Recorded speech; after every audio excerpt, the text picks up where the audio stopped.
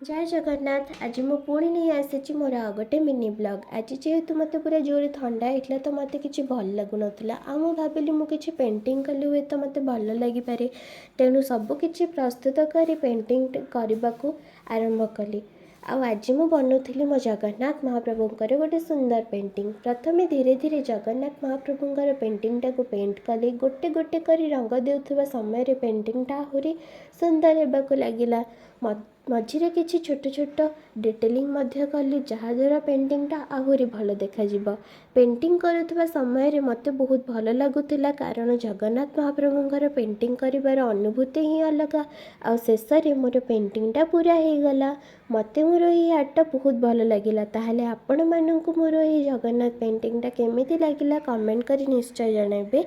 आ channel subscribe करने को जमा भी भूलिबेनी। रहिली। जय जगन्नाथ।